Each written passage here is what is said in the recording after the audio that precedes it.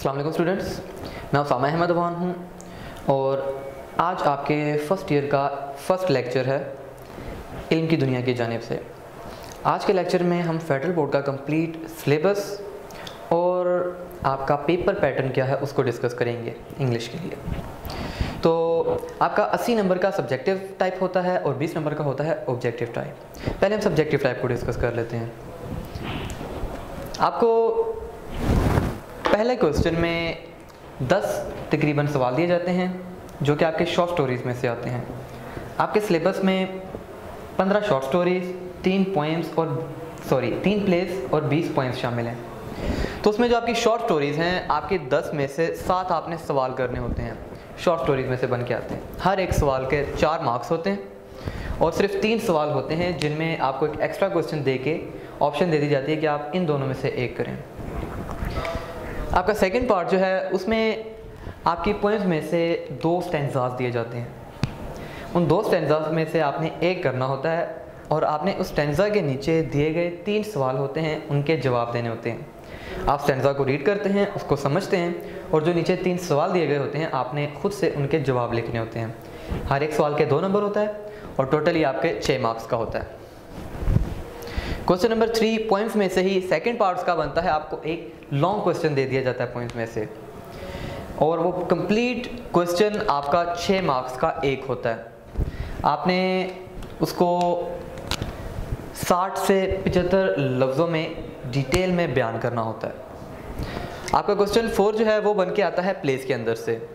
आपको 3 सवाल दिए जाते हैं और आपने 3 के 3 ही जवाब देने होते हैं। हर एक क्वेश्चन के 5 मार्क्स होते हैं इसमें और आपने 50 से 60 लफ्ज़ों में हर एक सवाल का जवाब देना होता है। क्वेश्चन 5 में आपके 3 पार्ट्स आ जाते हैं, तीनों 4-4 नंबरों के। पहले आपके सिलेबस में फ्रेजल वर्ब्स शामिल हैं।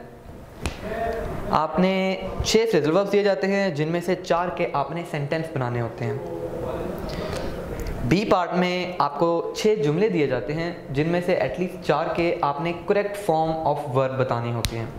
उस जुमले के अंदर सिंपली फर्स्ट फॉर्म लिख दी जाती है और आपने उसको करेक्ट करके लिखना है वहाँ पे कौन सी फॉर्म आएगी वर्ब की या उसके साथ अगर कोई हेल्पिंग वर्ब लगना है तो।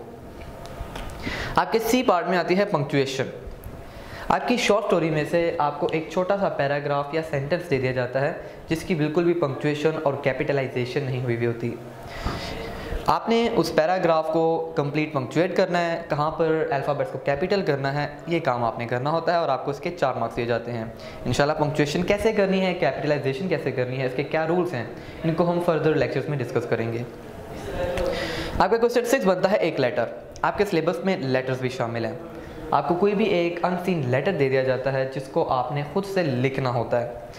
ये आपका 8 नंबर का एक लेटर होता है। हम फर्दर लेक्चर्स में how to write a letter भी डिस्कस करेंगे। आपका क्वेश्चन 7 और सब्जेक्टिव का जो लास्ट पार्ट है वो है translate into English.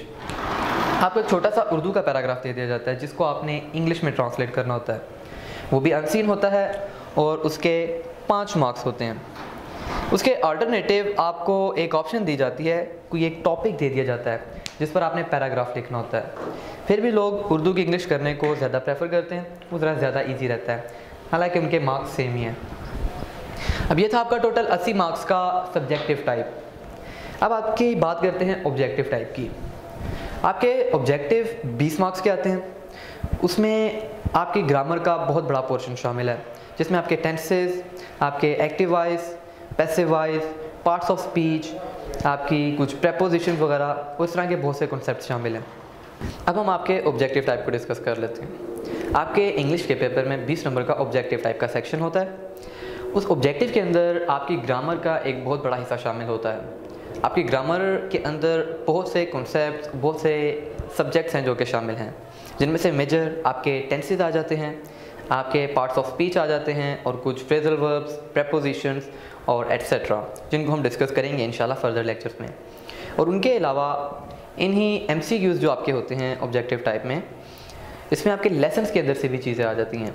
For example किसी चैप्टर के अंदर से स्टोरी का कोई पॉइंट हो सकता है या फिर सिनोनिम्स हो सकते हैं। स्पेशली कोई आपको लफ्ज़ दिया जाए और आपने उसका मुतरादिफ लफ्ज़ सेलेक्ट करना होता है। इस तरह से आपके 20 नंबर कंप्लीट होते हैं और 80 नंबर आपके सब्जेक्टिव का, टोटल मार्क्स 100। अगर आपको इस लेक्चर में, पेपर पैटर्न में या सिलेबस में कोई कन्फ्यूजन है या मैं कोई पॉइंट मिस कर गया हूँ तो प्लीज़ नीचे कमेंट कीजिए और पूछिएगा ज़रूर।